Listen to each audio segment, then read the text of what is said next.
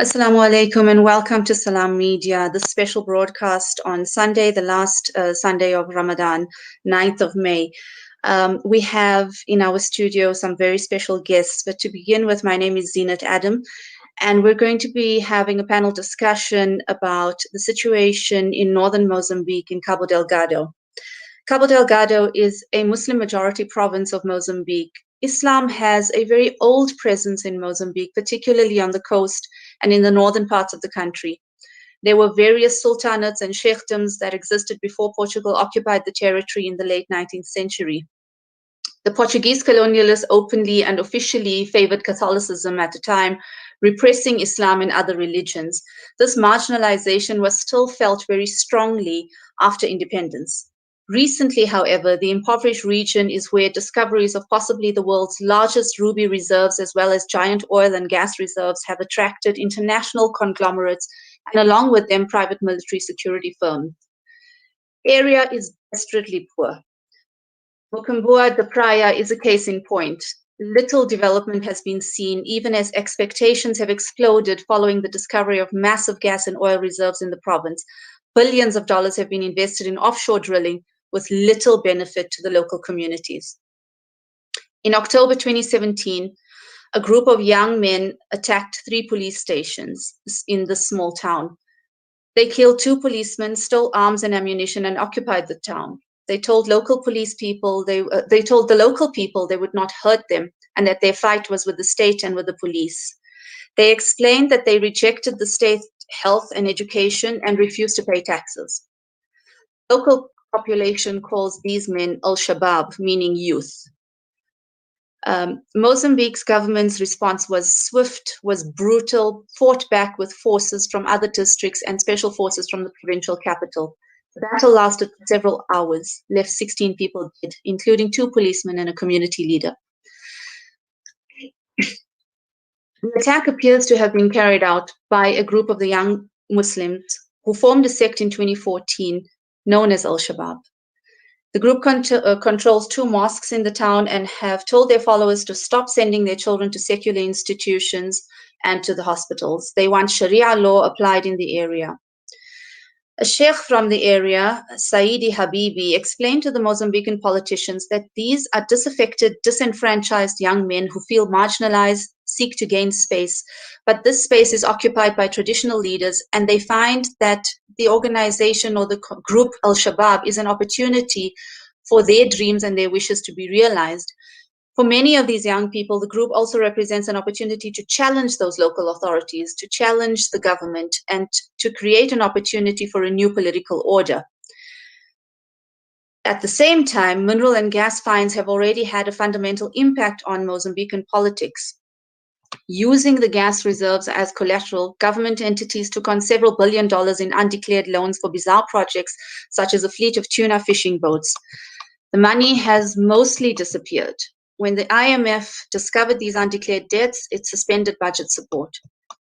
Islamist insurgents appear to be a convenient enemy for the Mozambican government and a distraction from its other problems of corruption and of confluence with the conglomerates that have entered the space. The human rights situation in northern Mozambique has deteriorated terribly since 2020 as a result of the ongoing conflict. Locally, the Islamist group is now also known as Ahl Sunnah wal Jama'ah. They allegedly continue to attack villages, killing civilians, kidnapping women and children, and burning and destroying properties. State security forces have been implicated in serious abuses, which include arbitrary arrests, abductions, torture, the use of excessive force against unarmed civilians, intimidation, and extrajudicial executions. The World Food Programme has warned that tens of thousands of people have been deprived of humanitarian aid in northern Mozambique as fighting has intensified. In May, the Catholic Bishop of Pemba warned that the security forces were using excessive force against displaced people who sought refuge in Pemba city after their villages were attacked. In September last year, videos and pictures emerged showing torture and other ill treatment of prisoners by Mozambican soldiers in Cabo Delgado. Also in September, a video showed men summarily executing a woman in Mocamboa de Praia, whom they called Al-Shabaab. In July, the insurgents attacked a private gas company, killing 8 workers. In August, they captured the strategic port of Mocomboa de Praia. Residents described panic as insurgents burned houses and forced people out of the village. The world took notice this year in March 2021 when the militants coordinated an attack in the town of Palma, where employees of the oil companies are stationed. The international community decried the attacks and has expressed solidarity with the Mozambican government, while many think tanks and analysts are calling for a military response to counterterrorism approach.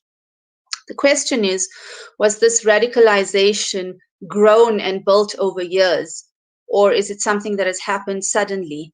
And is this group actually linked to ISIS, or is this a convenient way in which the government is seeking to have a heavy-handed approach to the Islamists?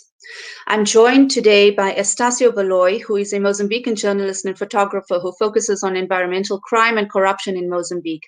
He's a recipient of the 2017 Environmental Journalism Award from the Worldwide Fund for Nature for his probing investigative journalism that assists in the conservation of biodiversity in Mozambique. He's a founder of the Zambeze daily newspaper in Mozambique and has covered a wide range of investigations as a freelancer for various international media outlets.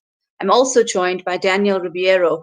He has been an activist for over 24 years, since he was a teenager. He has deep-rooted sense of justice. Daniel was instrumental in the founding of Livaningo, Mozambique's first environmental justice organization. In 2004, he was also instrumental in the creation of Justiça Ambiental, meaning environmental justice. He continues to be central to this organization, where he's currently the technical and research officer. The organization is one of the leading civil society nonprofit organizations in Mozambique. Thank you both for joining me in this conversation around Cabo Delgado. Mozambique is our neighboring country to South Africa, and it, of course, concerns all of us as to what is going on from a human rights perspective and also from an economic perspective. I'd like to begin, Estacio, with you. Looking at the discovery of minerals and of rubies in this region, what took place and how had the communities been integrated into the mining of these precious rubies? Yes, hello. First of all, let me correct a little bit. I'm from the Mozambique Investigative Journalism Center.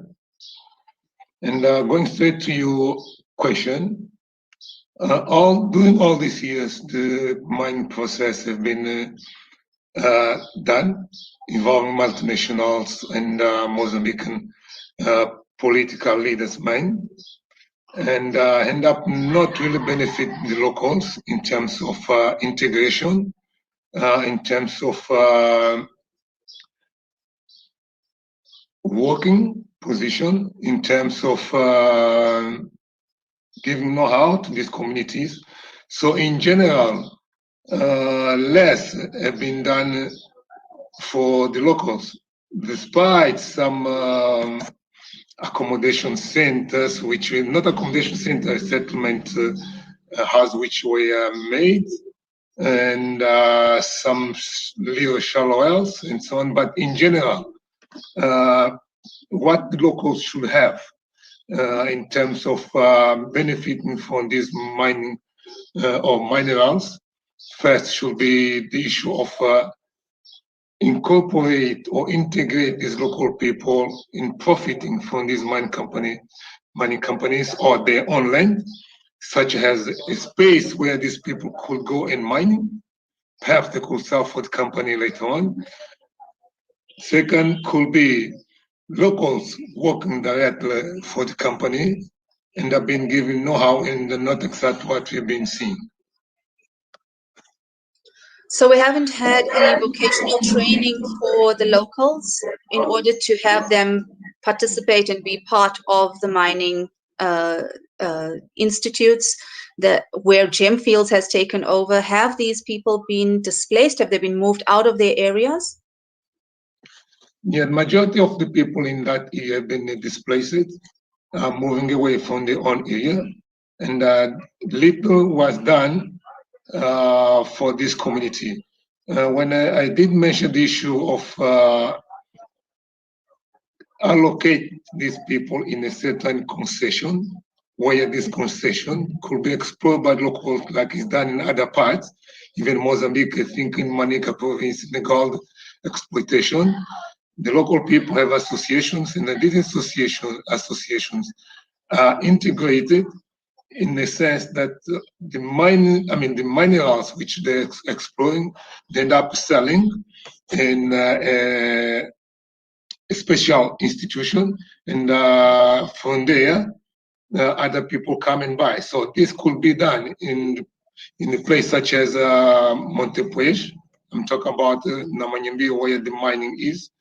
Unfortunately, all these associations are not integrated. They have no small concession where they can explore, sell for the mine to the mining company, or sell to the other people, because that's the place where you have many people buying. There will be some legal, some illegal, which means there's a market.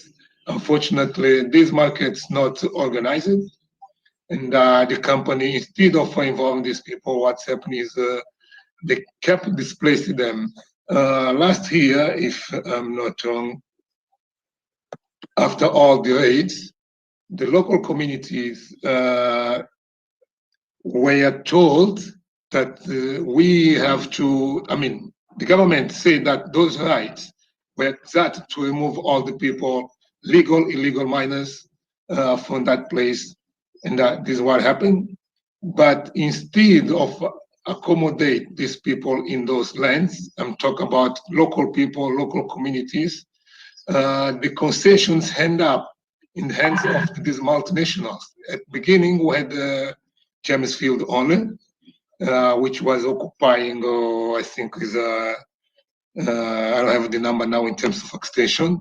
Then we had James Rock, came Mustang, came,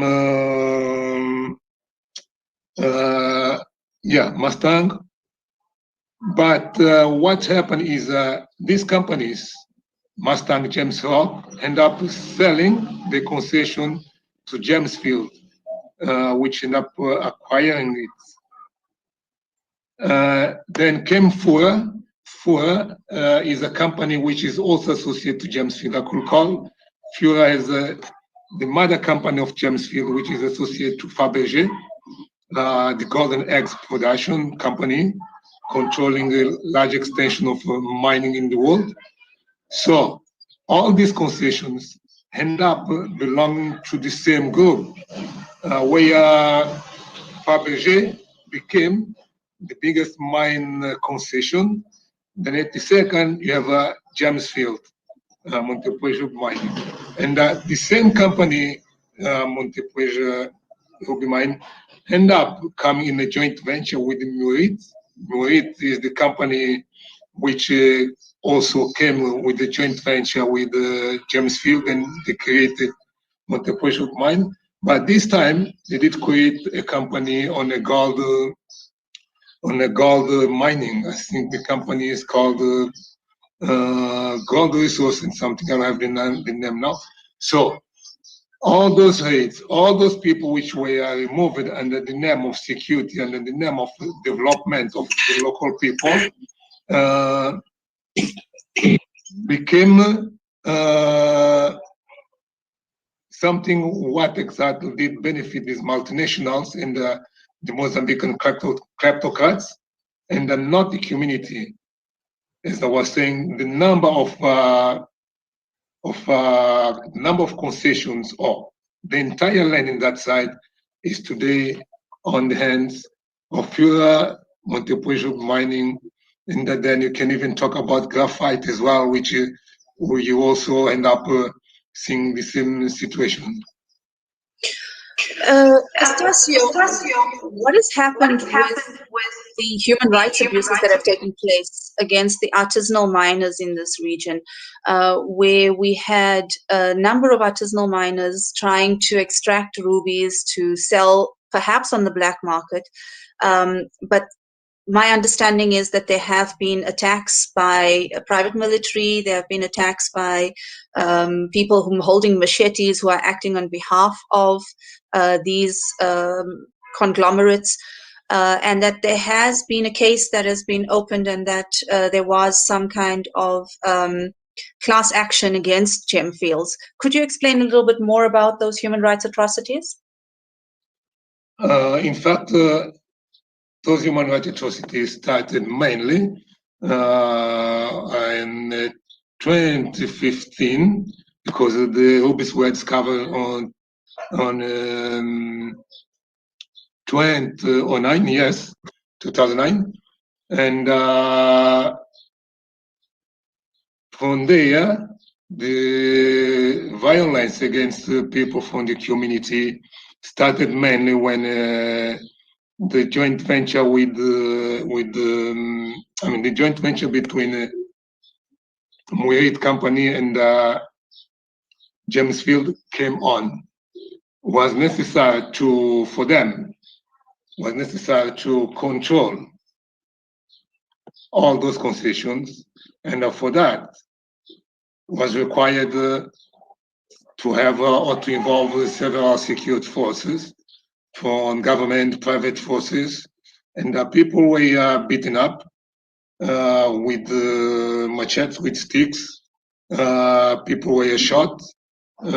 People were buried alive, some of them, because they were inside those shelters that could come out, afraid of security forces. And later, of course, those shelters were closed with people inside, until the stage where we had the London Law Bar Association, which came in lately, and the company was taken to court, where those which were victimized end up being compensated with money. The situation decreased a little bit in terms of violence because majority of the people were no longer there. But this does not mean that the situation is not going on. Yes, it's still going on, but in a different levels, because today you have a few people, but these few people are still forbidden to go and explore rubies inside those concessions. When they arrest these people, they're still being beaten up, and they end up being taken to a police station. Some of them end up staying in jail 3 months or 4 months. I don't have cases, currently, no case of people being shot like before. But in terms of access, they still have no access to the mining. They're still living in the place with no conditions, because those people, they rely on the rubies for their daily life. The lack of agriculture also is something what does contribute for the poverty of these people. Because when the rubies came up, the discovery of rubies end up changing the social, economical structure of these people. Instead of going, or instead of look into agriculture exploitation or production, many of them end up going to the ruby mining area, because for them was more easy, and in terms of profit was better than perhaps agriculture. So these people, they rely on the rubies in their daily life, and according to the conversations I had with them recently, December last year, was we'll keep going to explore rubies because we have nothing else to do, and they kept doing it. And the number of deaths from only for December until now, perhaps we can have more than than 20 people, if I'm not wrong, because they end up dying during a landslide. I do remember the company Montepuez Mine also reporting about the deaths of artisanal miners. I think they say we are about 9, but my source told me that we are more than it. So the situation is still more or less the same because people still not benefiting from this natural or from these mining resources.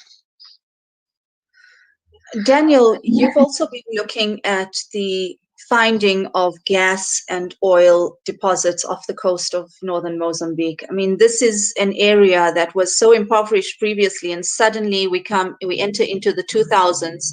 2009, rubies are discovered, and shortly thereafter, the oil and the gas is found.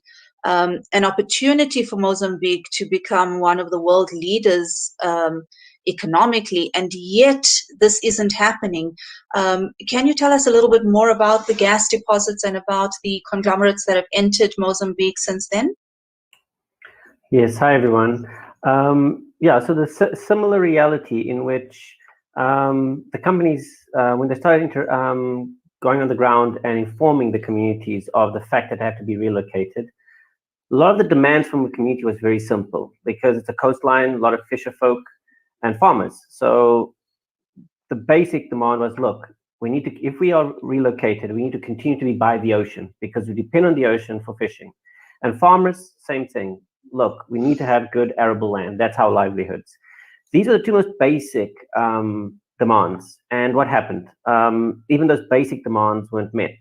Communities have put 15 kilometers inland, so access to the ocean was cut off. Not only the distance, but you have a huge project that's out of bounds and making it almost impossible. And also land. It's now been a year and they still haven't compensated everyone for land because there's a huge land grab. Because a lot of people focus on the 5,000 plus people affected by the direct relocation. But this is a huge project. So a lot of subcontractors and service providers also taking land for hotels, for warehouses, for whatever installation. So it is actually the peak of the iceberg, the actual land grab. And also speculation. A lot of government elites take land that they know they're going to be valuable later on. So what happened is communities were relocated and the communities didn't want to move. They resisted, saying, look, we don't want to move until we have land. And the company said, look, we'll solve this within 3 months. And they gave food allowances for 3 months. 3 months passed, the land issue wasn't solved. They gave allowances for another 3 months. But then they stopped. And it's been at least 6 months since the last support for the relocated community. Another thing that happened as well was that the host community, so the company started getting desperate. So what they ended up doing is allocating farming land from the Senga community and taking land from one other community because at least that's not the company's problem. At least they relocated, have got land. But then that caused issues and a lot of people didn't want to occupy land from the host community and be in conflict with the host community. If you take in consideration that Senga is mainly Catholic and Kitup and Milam, the two first communities to be relocated, are Muslim, it is a delicate situation and no one has been respecting the process. And the communities are trying to, they don't want, and there's actually, they've given how desperate the relocated communities, the fact that they haven't taken those land shows how much they're wanting to avoid taking another farmer's land. So for now, 1 year, we have no livelihoods, but what they did give houses. But what they say, that's not their livelihoods. And also they gave monetary compensation. But even the monetary compensation was complicated because it was very conspicuous. The individuals had to go to the city center, the Palma Center in the open plaza, sign a document, take a photo. So everybody knew that this person was going to be receiving money. And they became targets. So the police, the military started small, in a lower level, demanding security payments or demanding that they get money or compensation not put them as insurgents or extremists, and in the extreme cases, actually hijacking family members and kidnapping family members and asking for payment. And even though the company was aware of this, they carried on giving out compensation. They did not reassess how can we do this safer, how can we do this in a more, and put a lot of people at risk. So even the compensation, which was agreed on, and the communities were happy with the amounts, it was done in a way and in a scenario that put them in danger. But so we have the loss of livelihoods, but we have to go even further back. for not controlling the small corruption, even at the ground level, which had a huge impact on the perception. For example, in 2013, 14, and 15, the company had promised to hire local youth. But they didn't monitor this process very well. They gave money to the government, and the government was responsible to, and they identified a lot of different areas in which it was easy to get training, like drivers, cooks. They identified these quick courses in which some basic training could be given so communities could benefit from the jobs. But the people that were going out to the communities and getting the names were charging around 9,000 to 12,000 meticais, which is around 3,000 to 4,000 rand in a place where the minimum wage is 1/3 of that, just to be on the list. Then what happened was, when the courses never happened because the money given to the government, as we all know, was mismanaged, when the funds were not available, and the courses never happened. And then when the jobs came out, the communities did not have the skills, the courses didn't happen, that paid to be on the list. And you can see how that causes anger. This is an example, a lot of cases in which communities were, and corruption occurred. Other people, like the jobs, came from Pemba, Nampula, and other areas. So this is an example of how many problems occur. And then another issue that's very important to highlight is when communities started raising their voices and started to speak about these lies, these corruptions, the way they've been treated, the land grabs, the government didn't, instead of listening, they oppressed community leaders, they oppressed civil society, they oppressed journalists, threatened journalists. So you didn't allow a constructive form of dealing with the issues. You pushed it down. And that anger grew underground. And whenever people ask about and of course, this narrative of Islamic extremism is not the real issue. Because let's face it, every country has the tensions between different tribes, between different cultures, between different religions. That's always been the same. We've had this dynamics. We've had farmers with difficult lifestyles, with difficult livelihoods. Poverty levels have been high for a long time. But the thing is, as long as people are allowed to deal with these issues, and this transparency and justice in the way these issues are talked about and discussed, usually a peaceful middle ground is found. The main difference, the main catalyst that's changed, the only new aspect is the resources and how the resources have abused the community, taken away their livelihoods, and then put all the wealth in a small group of elites, which are also linked to a specific tribe. And it could have been tribal conflict if the tribal leaders wanted to go that way. Why? The question should be, why is the attraction for extremist narratives at the moment? Why because the youth is angry. Why is the youth angry? Because they've been abused, they've been disrespected, they've been disenfranchised and pushed aside. And don't forget that all these informal economies were classified as criminal. They criminalized informal economies and then took that wealth and then sold it to foreign investors.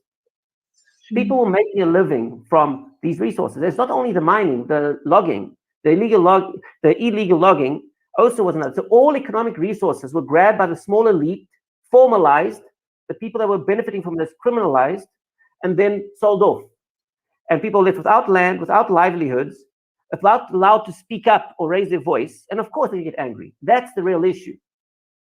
And that's where the radicalization is happening as a result of this disenfranchisement and from the displacement. Exactly. And the government wants to simplify, hide its role, hide the socioeconomic foundation for the problem by simplifying and saying it's Islamic extremism. And don't forget, also there's another part we must not forget. After 9/11, a lot of the support for a lot of groups doing really good work, social work with Muslim groups. And the Islamophobia made it very hard for them to get funding for these projects. So there was a decrease in the support for a lot of the Muslim communities were especially affected by the Islamophobia, the US drive on terror and all these things. So we have another layer where a lot of that, because the government was neglecting in terms of health, education and all that. So a lot of the support was coming from the NGO and these sides of things. But then funding became difficult because a lot of people were cutting funding to NGOs and groups and projects that were working with Muslim communities or with issues that are allowed in that nature. So there was a decrease in support to these communities. They were the most neglected, even when the alternative. So when the government failed, the alternative system that came in to help was also left out a lot out. So it was in many layers. But the fundamentals are, it is social economics. It is the poverty and especially the enrichment of the elites and then equality. Because when everybody's suffering, it's a joint problem. That actually can unify people to try and move forward and find solutions. But when you're not allowed to solve your problems, and there's a huge injustice in taking away and creating this small island of wealth, it is a problematic. And don't forget, we're in a time where information flows. So even when I'm in Palma, the WhatsApp, some individuals have WhatsApp, and you see people showing how the president's son has a supercar, how this person has this. This information is no longer easy to hide. They're seeing how decadent the elites are living. Mm-hmm. So this Let me ask Estacio, if I can come back to you and ask you a little bit more about the private military security firms that have been brought in to protect gem fields, to protect Total, to protect any and all of these other capitalist entities that have come into the Mozambican space. We've heard of the likes of Eric Prince, who was infamous for Blackwater and the atrocities committed during the Iraq War. And we've heard of the Wagner Group from Russia. We also have South African paramilitary troops that have been sent through. You have DAG that has been there. They've just ended their contract. What impact has that had? Have these private military security firms been legalized in Mozambique? Have they been authorized to be there? Have there been atrocities committed by them? And are there any investigations into war crimes? Yes, I'm aware. We had some private companies starting from the mine. From RK, we had in Nakatanas, we had I think perhaps 3 different private companies talk about mining area. And what happened was talk about the exploitation of mining. Nakatanas did commit several crimes because they are working directly for the owners, and they were receiving, of course, direct orders from the company owners. Talk about Arki, according to our findings, they were not too much involved in violence because at a certain time they were only using bastons and not weapons. And when we talk about oil and gas, then we find the different companies, such as a Control Risk. We find DAG, we find Wagner, the Russians, which were there. We find there are other also secured companies, which I don't have the names now, I don't remember, but they're there. Looking to all these companies, it's simple to look in an easy way, but I could prefer to look at based on different layers. I could mention different layers, 5 layers, so then I can go back to the militarization issue. The 5 layers, I'm talking about the beginning of this war being held by so-called local Al-Shabaab. Then you have the issue of the illegal network smuggling. Then you have the issue of the non-GOs, where the money is properly allocated or no, the host doing this or that. Then you have the really business of war, which is the stage where we are now. And then you have the humanitarian crisis issue. Looking to the business of war, we end up having all these companies both involved, and became a kind of militarized camp.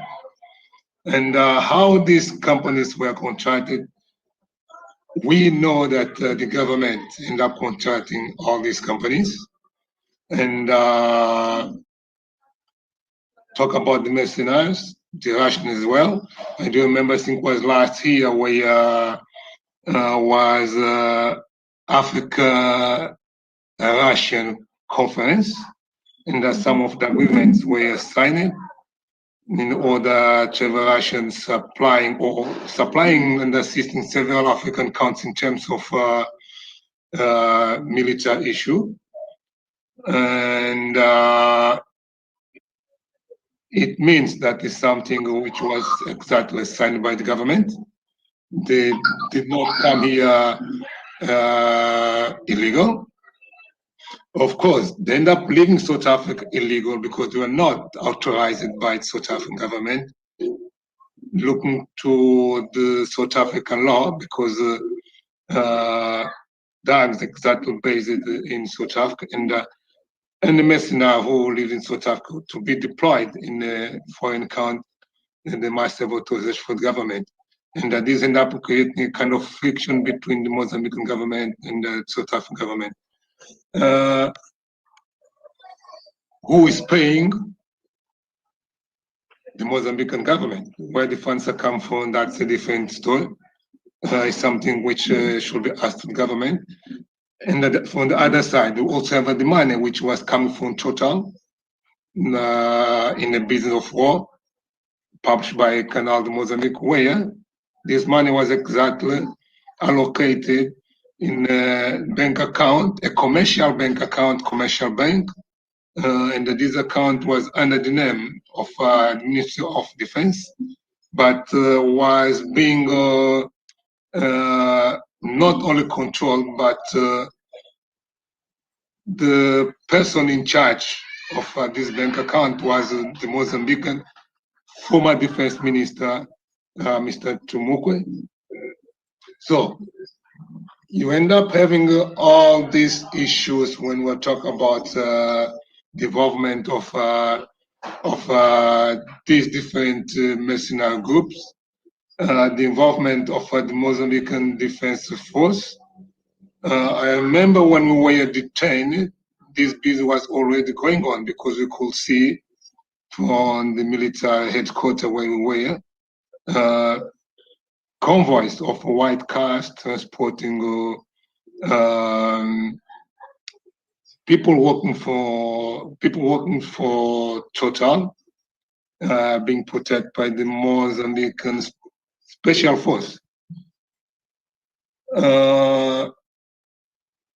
So this end up showing the different layers only in this issue of the business of war, in terms of who authorized the group of mercenaries, how is the Mozambican army assisted logistical payment, the kind of contracts with the multinationals end up acquiring or doing or signing with the Mozambican government.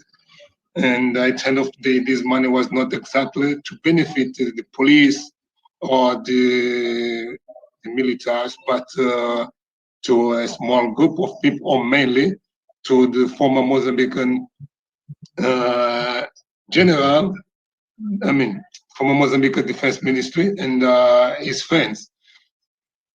So it's a complicated issue, but yes, at hand, we do know who is in charge. The government, which is in charge of all this process. What it sounds like to me is similar to state capture of what we in South Africa are dealing with, where you have mass corruption on a huge scale. But I think with Mozambique, the lucrative opportunities in oil and gas and in mining is simply exacerbating the situation. Daniel, if I can come back to you, looking at the issues of these private military security firms, there have been some instances of certain atrocities that have been committed. Are these being recorded as war crimes? Are there any means of being able to have justice when it comes to these attacks? And then my second question to you would also be if you could expand on the environmental impact this is having off the coast of Mozambique.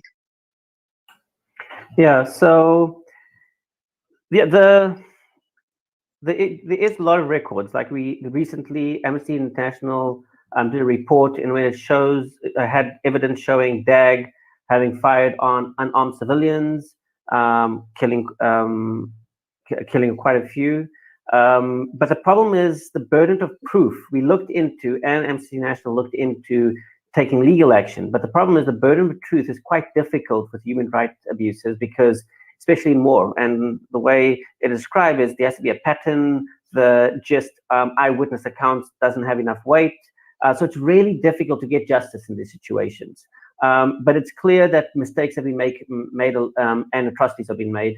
And also just in the recent Palma attack, the Ukrainian mercenaries also opened fire on Mozambique military, because it's a very difficult conflict when you have, because this is from all the data that we do have, it is homegrown. It's not something that came from outside.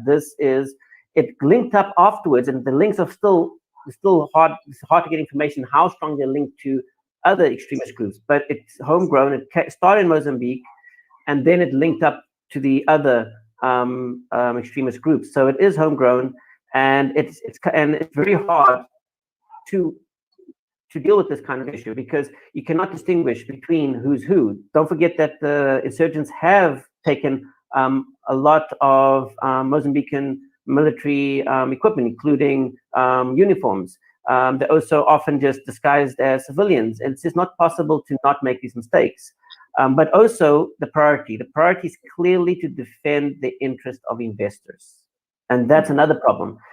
That approach makes you shoot first, ask afterwards, and that's the approach is not approach for the interest of the people. It's an approach for the interest of investment. And a good example is Palma. When Palma was attacked, there was over 800 soldiers in the project site, and a handful defending the town and the civilians. And that's the same thing. The actions, the protocols, and the way all these companies, including Mozambique military, act is in interest of the investors. And that's causing a lot of problems. And also it's actually facilitating recruitment for insurgents, because that's the main form of interacting in some of these areas with the government is through the military, which is abusing, being heavy-handed, treating everybody as if possible criminals, shooting first, asking questions later. And this is causing a huge amount of life loss, innocent life loss, and a lot of human rights abuses. But the problem always comes in trying to prove these points, and take these to courts. There's very few. The burden of proof is very high. So yeah, that's one of the problems. And then you also, and going to the next question, which is around the environmental impacts. There's quite a few angles. First, we have climate change, and Mozambique is one of the most heavily affected by climate change. You have cyclones of droughts and floods, which is really putting subsistence-based livelihoods quite hard. Don't forget, North Mozambique, more than 80% are either subsistence farmers or fisher folk. So the people are having cyclones, droughts, floods, and they depend on the livelihood is heavily affected. So this already is putting a lot of stress in that aspect. But in terms of the other area is, again, access to the land is critical. So land grab has a huge effect on people's livelihoods. And that's another problem, because speculation is another aspect of that's taking a lot of land grab is just the projected future value that land has been taken. And then you got in terms of direct environmental impacts, it's still to come, because these projects are still in the beginning. What has had bad impacts has been the deforestation has had a negative impact, and the illegal fishing has decreased fishing catches. So there's a lot of these environmental that basically the communities are really on edge. All these different environmental issues have further pushed communities on edge and made livelihoods much more difficult. So there's very little space to make any mistakes. And you have the government coming in and not only making mistakes, just completely coming in and disrespecting, abusing, and basically pushing the communities over the edge. So we have to realize that we should be doing the opposite. We know that its situation is difficult, and instead of helping and trying to get communities with some form of support, the opposite has been happening. Estacio, if I can come back to you, you've looked into a lot of the issues of environmental degradation in Mozambique in general, in terms of deforestation, in terms of the ivory trade. Do you see any links between that and the current conflict. We have had some think tanks that have been trying to imply that some of the insurgents are acquiring their funding through these illicit trade networks of drugs, of timber, of ivory. Has there been any evidence that you're able to find? And if you can give us a little bit of an overview of who these young Shabab are, who are these who are leading the Ahlus Sunnah wal Jama'ah. As Daniel indicated, these are Mozambicans. There is no real indication of their links internationally or to any international organizations, although more recently they have pledged allegiance to ISIS. But give us a little bit more insight into the network. Okay, starting with your last questions. In fact, these are local people, as we could see in a different report which we did. There is a tiny link between people outside, from where they might been having support, but in general, local people. In terms of links between ISIS,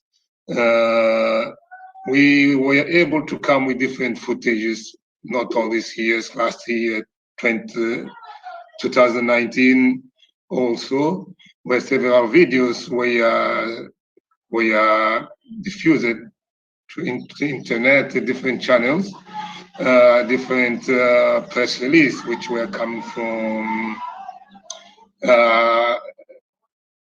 radio stations, I think also newspapers used by ISIS.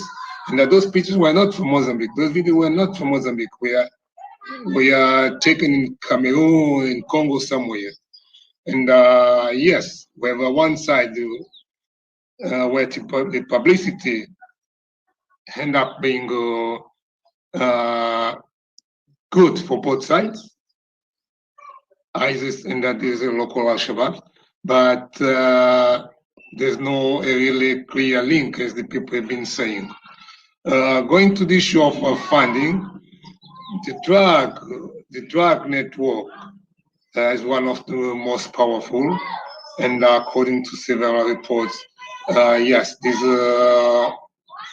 have been one of the issues which have been, can I say, sourcing of funding the war. In terms of timber, several people have been involved on timber smuggling, also on ivory illegal trade, smuggling as well. And this money end up also benefiting the legal network which was installed in all these places. They are the same who end up financing transportation of some of these people. I do remember a case which, when we did our report with the Southern African ISS, Institute for Southern African Studies, we end up realizing that the link between people involved in this Al-Shabaab group and ivory trade, also timber, were somehow being detained, some interrogated, some end up fleeing for Mozambique because some security force, I'm talking about the government intel, were on top of these people. So it shows a clear link between the issue of timber, ivory, being source of this conflict as well. Drugs. When we come to the issue of rubies, there's no a clear link which shows that the local Al-Shabaab is really benefit for the ruby, because we could not find them, taking rubies and they're giving to these people, or selling to these people, or selling rubies and they're taking the money directly to this group. Yes, there's a link, but this link is not a direct link, as the people did suggest at the beginning that rubies are also a source of this conflict. I do remember the time, of this war. I do remember when some of these people were compensated by the legal case against James Field. Some of the local authorities even say that the people were receiving money from the Al-Shabaab. Pointing finger to these compensated people. I do remember some prosecutors also did follow these people. They went to the house, they were trying to get the money, and the men, they were looking to those who end up receiving millions, more than 2 million. Those were the main target. And they told them, we did receive this money as a compensation. And some of the authorities were, no, we don't know about any people or anybody being compensated. But the case of having James Field on court was a case which was well known in Mozambique. So they started saying, no, they're receiving money from the Al-Shabaab. Then the Moat end up gaining power. Oh, that money came from this and that. And of course, in that area, you could have several people, local people, foreign people, which were exploring rubies. They could also be part of the group. But by saying the rubies were directly fueling or still fueling, the war is kinda difficult. We have a few minutes left in our programming.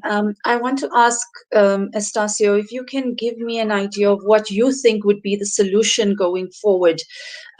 These mining and gas conglomerates are not going to disappear from the Mozambican space, but how better can the government be approaching the situation? Should there be a military solution to what is perceived as an Islamic insurgency, or should they be looking at a more sustainable approach to inclusive dialogue with the people on the ground and with the local community?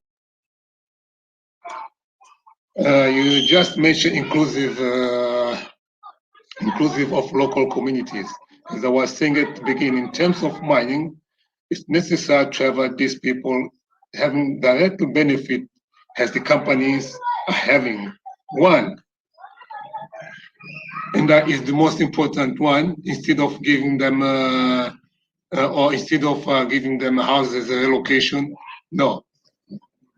Allow them to explore their own land, to have a concession where they can explore rubies, and that these rubies can be sold to the company, or these rubies can be sold in a well-organized facility, organized by the government or by buyers or people involved in the business of minerals. But the main thing is to give these people a place where they can work. How can you give a person a house as a result of the settlement? House with power, house with water, and so on, and that this person has no money to pay for that water. This person has no money to buy food. This person does not work. Of course, I can give you a huge palace, but how are you going to buy food for yourself? How are you going to live? How are you going to pay water for that palace? So it means that we are doing nothing. We need to give these people a place where to work, know how, so they can be independent. They can have their own dignity.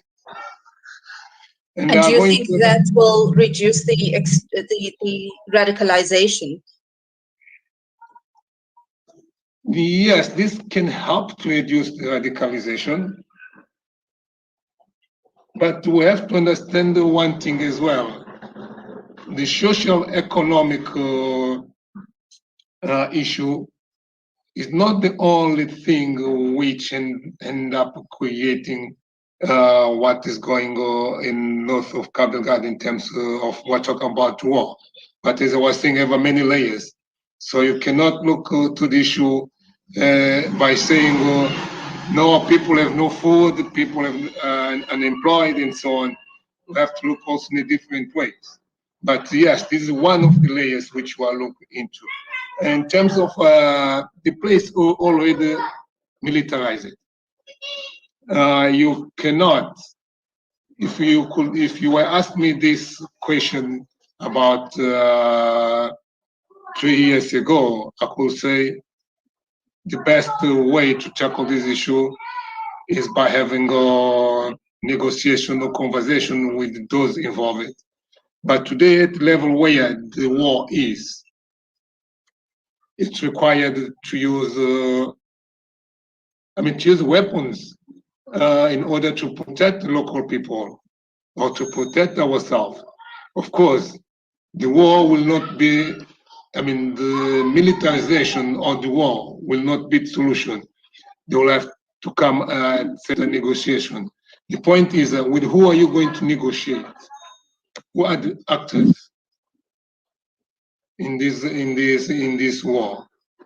This is different. It's different when you are talking about a war going on in Syria, where you have the Kurds for one side and government forces. At least you know who is who. Here, you don't know who is who. So, yeah, it's kind of difficult. Daniel, some of your final thoughts on what the way forward could be. When we look at the oil and gas industry, I spent some time in Qatar, and so I witnessed a country go through a transformation from having been just a desert and now being one of the richest countries in the world. We could foresee that for Mozambique if things were to go in the right direction, but seemingly that's not happening. What do you foresee for the future of Mozambique, and what can be done better to prevent it from disintegrating into war and into a situation that is unmanageable and untenable for its people?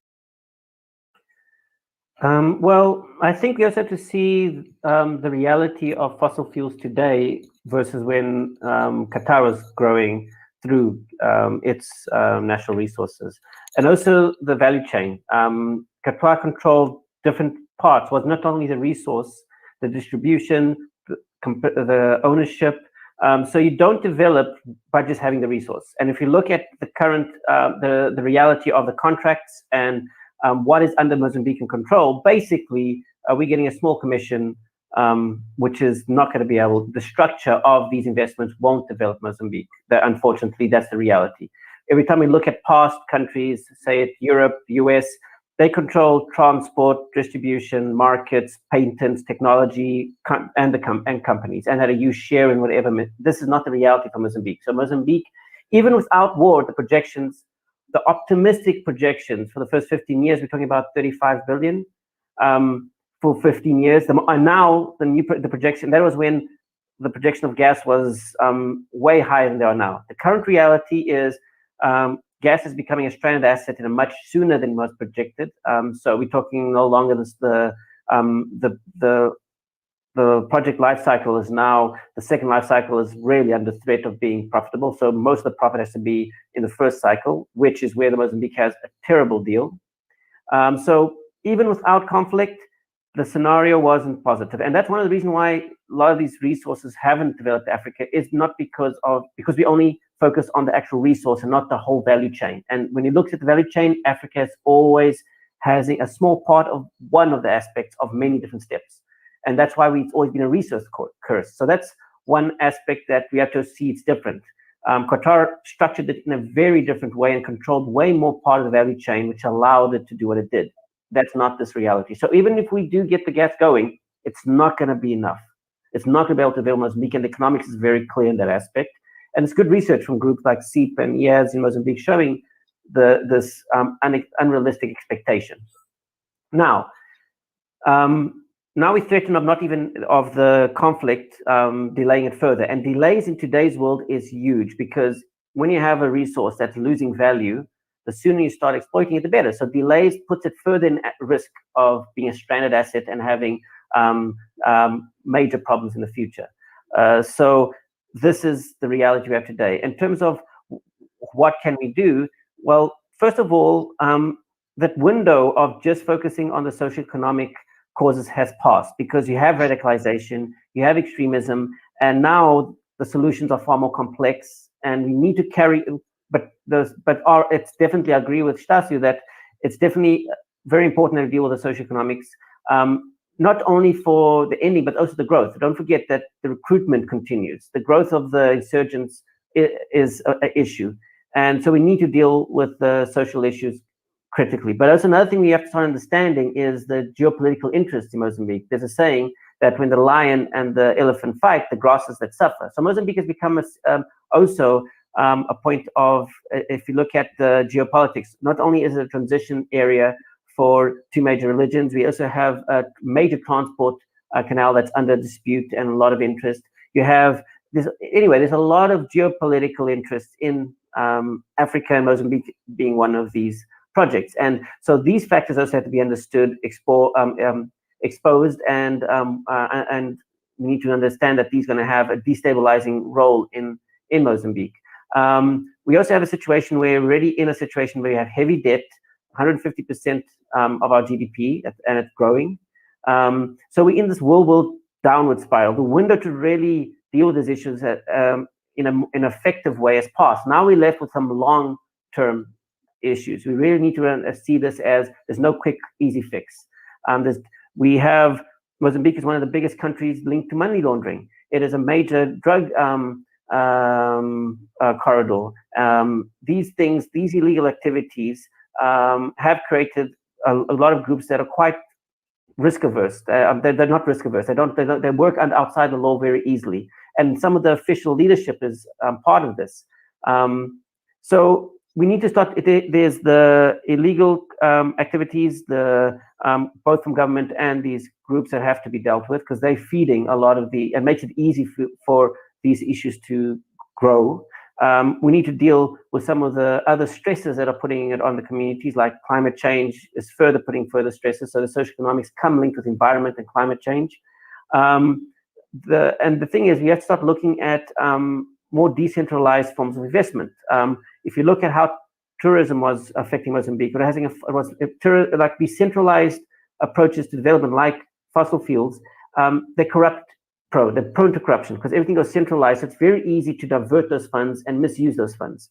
And so we have to look for kind of investment and development parts that are more decentralized, that are more directly affect the well-being of people more on the ground. And we need to invest in those approaches. And we also have to start assessing, just to put it simple, there's no easy route now. Unfortunately, once the damage is done, the solution comes a combination of repairs, there is a security component that we can't now ignore. It's unfortunately a reality. But also I think we need to allow civil society space, because the ability to allowing somebody to deal with their problems, keeping people active in looking for the solution, expressing their concerns, decreases the anger and creates social stability, because you're allowing a constructive path to discuss these issues. And if the government continues suppressing journalists, civil society groups, and community leaders, we're not going to be able to create a space where more tolerance and just being busy trying to solve the problem gives you space to tolerate what the reality around it, because you know that you're allowed to be active in its solution. And that's another thing. We need to create space for journalists and civil society, and for people to criticize what's wrong, to raise their voice, to mobilize. And the government, if they don't let that happen, it's going to feed somewhere else. And one of the parts of it could feed is in a non-constructive form, and that's something that they've started to realize. A loud, vocal civil society is a peaceful force. Inconvenient but peaceful, and that's enough. So it's quite a complex and different sectors that we have to deal with in many aspects. And if we don't, and we just focus on the military, we're not going to get very far. Thank you so much, Daniel. Estacio, any last words from you? I mean, I don't have much to say. I do agree with Daniel when he was saying military. I mean, we cannot only be focused on military action only. There are many things which must be done. And as I know, on the mining issue, there's a big, there's a rumble on the jungle. I could say it on the jewelry market in the world. But all the people looking to minerals which are on the ground, such as Mozambique, and mainly not exact to benefit the locals, but to benefit themselves. That once controlling the entire trade chain, and one controlling the biggest concessions. So until they, I don't know what's going to be. Thank you so much, Daniel and Estacio, for making time for us at Salam Media to explain the situation in northern Mozambique. I think it has been a matter of confusion for many people in South Africa and a matter of strong debate. We hope that we can count on both of you in the future to share your thoughts and possible solutions with us. We know that there are a number of organizations that listen into Salam Media, and perhaps they would be willing to come through and assist with humanitarian aid or come in with other support that could be beneficial. We are here for support if you need in South Africa as well. I think we've touched on a great deal of issues, from the mining sector to illicit trade to looking at the gas issues, but we've also looked at what the radicalization has been in northern Mozambique, and hoping that things can turn around, although it has become so complex that the solutions are not going to be easy. I really thank you, and I thank Salam Media for allowing us to have this program, and we look forward to future discussions. Thank you so much for your time.